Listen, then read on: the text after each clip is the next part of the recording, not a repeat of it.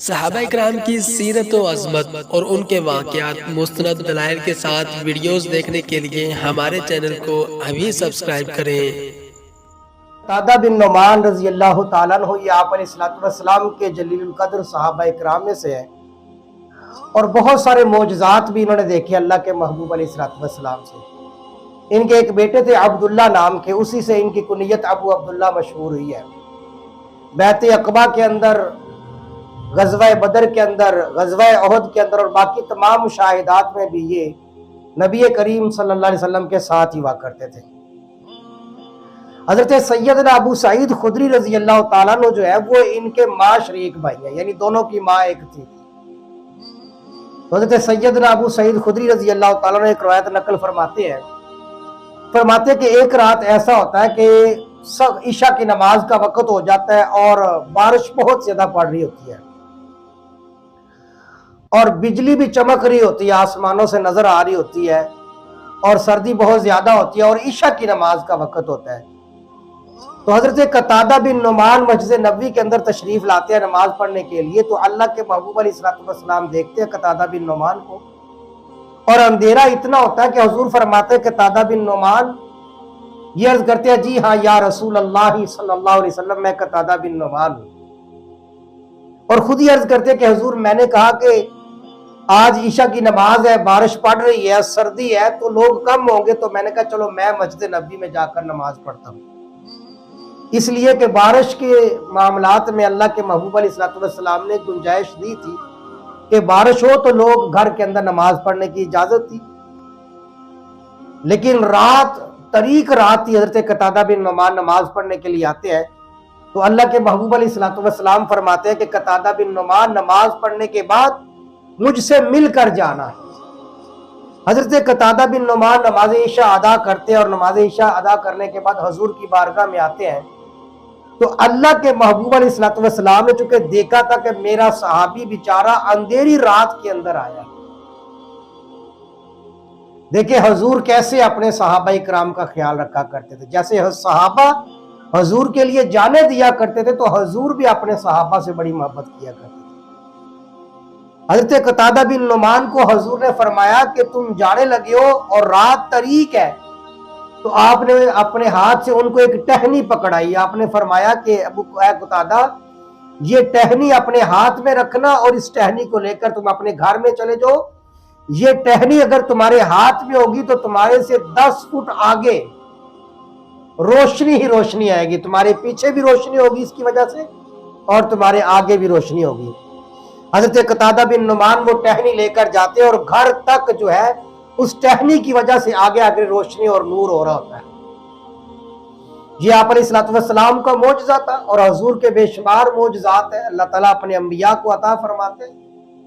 اور حضور کی تو ایک ایک لمحہ ایک ایک وقت میں کئی معجزات اللہ تعالیٰ نے اپنے محبوب کے ذریعے ظاہر فرمائے۔ حضرت قتادہ بن نعمان ہی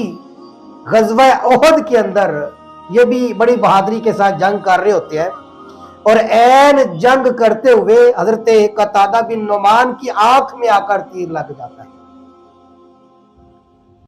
اور تیر لگنے کے بعد جب جنگ ختم ہوتی ہے تو حضرت قتادہ بن نعمان آتے ہیں حضور کی بارگاہ میں، اور آ کر عرض کرتے ہیں کہ یا رسول اللہ صلی اللہ علیہ وسلم میں جنگ لڑ رہا تھا اور اچانک ایک تیر آ کر میری آنکھ میں لگا اور میری آنکھ نکل کر باہر آ گئی۔ صحابہ کرام فرماتے ہیں کہ قتادہ بن نعمان کی آنکھ اپنی جگہ سے نکل کر ان کی گال پر آ چکی تھی، لیکن قتادہ بن نعمان کا عقیدہ دیکھے حضور کے بارے میں۔ صحابہ کرام کا عقیدہ کیا تھا؟ صحابہ کا عقیدہ تو توحید پر پکا تھا کہ ہر چیز کا اختیار اللہ تعالیٰ کی ذات کو ہے، لیکن صحابہ کا یہ بھی عقیدہ تھا کہ حضور کے پاس اگر چلے جائیں اور حضور اگر ہاتھ اٹھا دے تو ناممکن کام بھی ممکن ہو جاتا ہے۔ حضرت قتادہ بن نعمان آپ علیہ السلام کی بارگاہ میں آتے ہیں اور عرض کرتے کہ یا رسول اللہ میری آنکھ اپنی جگہ سے نکل کر باہر آ گئی ہے، قربان جائے کملی والے صلی اللہ علیہ وسلم کی ذات برکات پر۔ تو آپ علیہ السلام نے فرمایا میرے پاس آؤ۔ آپ کے پاس ہوئے تو حضور نے اپنے ہاتھ سے وہ آنکھ جو ہے اس کو ہاتھ سے پکڑ کر اسی جگہ پر آپ علیہ السلام نے رکھ دیا۔ اور اس موقع پر حضرت قتادہ بن نعمان نے ایک بڑی عجیب بات کی، عرض کی یا رسول اللہ صلی اللہ علیہ وسلم، میں جنگ کرتے ہوئے چونکہ آنکھ میں آ کر تیر لگ گیا، میری آنکھ ضائع ہو گئی ہے، اور میری بیوی جو ہے وہ مجھ سے بڑی محبت کرتی ہے اور میں بھی اس سے بڑی محبت کرتا ہوں، لیکن مجھے یہ ڈر ہے کہ میری آنکھ نکل گئی تو کہیں میری بیوی مجھے چھوڑ کر نہ چلی جائے۔ یہ بات میں حضرت قتادہ بن نعمان حضور سے کہہ رہے ہوتے ہیں۔ اس سے آپ اندازہ لگائیں کہ صحابہ اکرام کا حضور کے ساتھ تعلق کیسا ہوتا ہے، یعنی دلوں کی بات اور گھر کی بھی کوئی بات ہوتی تھی وہ بھی صحابہ اکرام حضور کے سامنے بیان کیا کرتے تھے۔ تو اللہ کے محبوب علیہ الصلوۃ والسلام نے وہ آنکھ پکڑ کر ان کی آنکھ کے اندر رکھ دی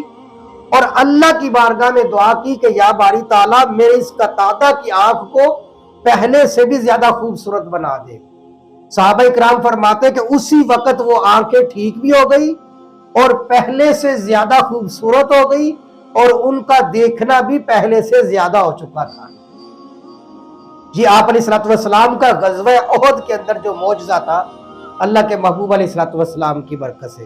یہ معجزہ حضور کا تھا، حضرت قتادہ بن نعمان کی آنکھ ٹھیک ہو جاتی۔ حضرت قتادہ بن نعمان رضی اللہ تعالیٰ عنہ سورہ اخلاص کی تلاوت بھی بڑی کیا کرتے تھے۔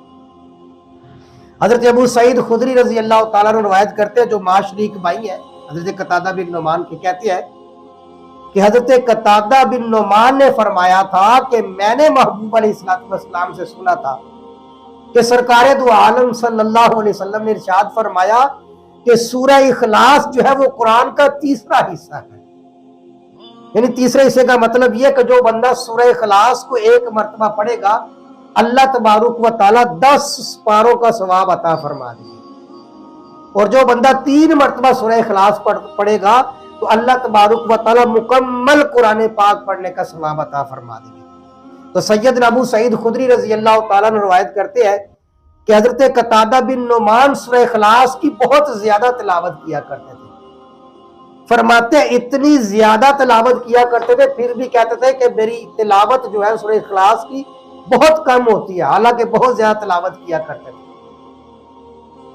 یہ وہ شخصیات تھی کہ جن کا حضور کی ایک ایک بات پر یقین تھا کہ حضور جو فرماتے حق فرماتے ہیں، سچ فرماتے۔ سیدنا قتادہ بن نعمان رضی اللہ تعالیٰ عنہ پھر زندگی گزارتے ہوئے